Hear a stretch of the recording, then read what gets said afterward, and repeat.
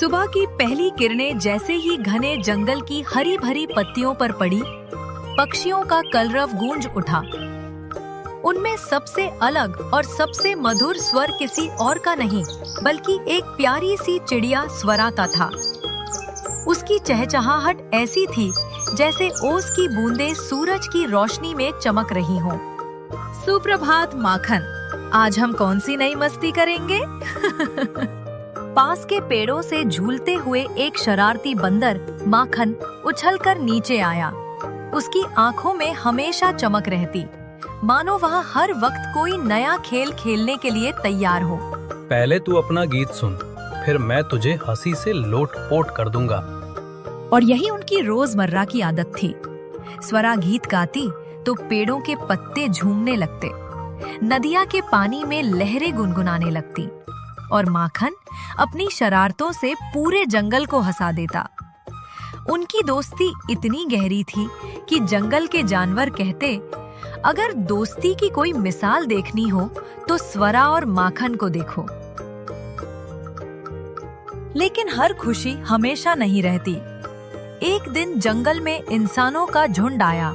उनमें से एक शिकारी था जो आवाजों और पक्षियों का सौदागर था। क्या आवाज है? अगर ये चिड़िया मेरे हाथ लग गई तो शहर में इसे बेचकर मैं राजा बन जाऊंगा। उसने झाड़ियों में जाल बिछाया और कुछ दाने बिखेर दिए। मासूम स्वरा को पता ही ना चला। वो धीरे धीरे दाने चुगने आई और जैसे ही पंख फड़फड़ाए, जाल उसके ऊपर गिर पड़ा। माखन बचाओ, मैं फंस गई। माखन पेड़ों से कूदता फांदता आया और अपने हाथों से जाल खींचने लगा, लेकिन शिकारी ने डंडे से उसे धमकाया। वह स्वरा को पिंजरे में डालकर गांव की ओर चल पड़ा। उस दिन जंगल की हवा पहली बार भारी हो गई थी। माखन ने पहली बार खुद को असहाय पाया। गांव के बीचों बीच शिकारी ने स्वरा का पिंजरा रख दिया। लोग इकट्ठा होकर उसके गीत सुनने लगे। वाह, कितनी मीठी आवाज है। किसने पकड़ी है ये चिड़िया? कमाल है। लेकिन किसी ने यह नहीं देखा कि स्वरा की आंखों में आंसू थे। पंख तो हैं मगर उड़ नहीं सकती, गीत हैं मगर दिल नहीं हंसता। गांव में एक गरीब किसान रहता था। उसके घर में सिर्फ उसकी मासूम बेटी चंपा थी। चंपा ने जब पहली बार स्वरा को देखा तो उसकी आंखें चमक उठीं। प्यारी चिड़िया, तू दुखी मत हो, मैं रोज तुझसे मिलने आऊंगी। स्वरा चंपा की मासूम बातें सुनकर थोड़ी देर के लिए अपना दर्द भूल जाती। लेकिन किस्मत में एक और मोड़ था। गांव में एक दिन एक जादूगर आया। उसकी आंखों में लोभ की चमक और होठों पर अजीब मुस्कान थी।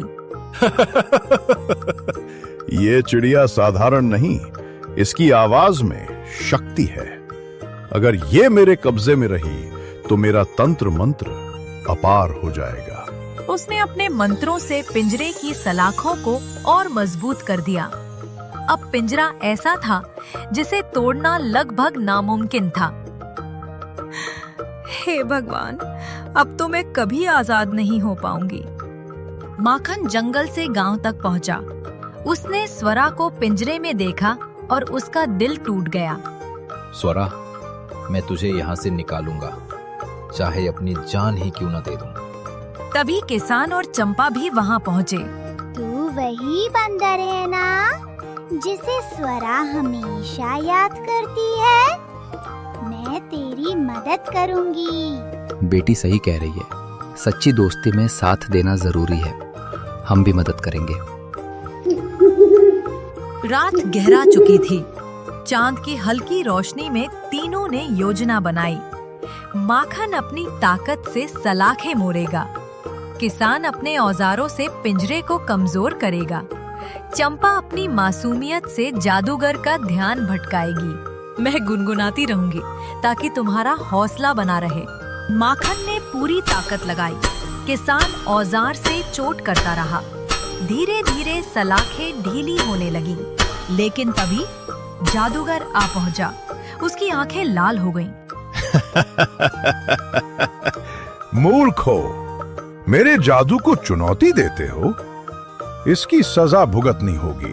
उसने मंत्र पढ़ा और देखते ही देखते माखन, तिसान और चंपा पत्थर बन गए। नहीं, मेरी दोस्ती, मेरा परिवार सब पत्थर हो गए। लेकिन तभी पत्थर बनी चंपा की आंखों से आंसू की एक बूंद गिरी। वो बूंद जमीन पर चमकी और एक उजली किरण निकली। वो किरण इतनी पवित्र थी कि जादूगर का सारा जादू टूट गया। माखन, किसान और चंपा फिर से जीवित हो गए। ये कैसे संभव है? जादूगर चीखता हुआ जंगल की अंधेरी गुफाओं में भाग गया और फिर कभी लौट कर नहीं आया। जैसे ही जादूगर का जादू टूटा, पिंजरे की सलाखें भी टूट गईं। स्वरा बाहर आई और अपने पंख फैलाकर आसमान की ओर उड़ गई। माखन, सच्ची दोस्ती कभी कैद नहीं हो सकती। और तेरी आजादी के लिए मैं हमेशा अपनी जान तक दे सकता हूँ। किसान और चंपा ने ताली बजाई। स्वरा उनके कंधे पर आ बैठी। स्वरा और माखन फिर जंगल लौट गए, लेकिन अब उनकी दोस्ती सिर्फ जंगल तक सीमित नहीं रही। किसान और चंपा भी उनके परिवार का हिस्सा बन गए।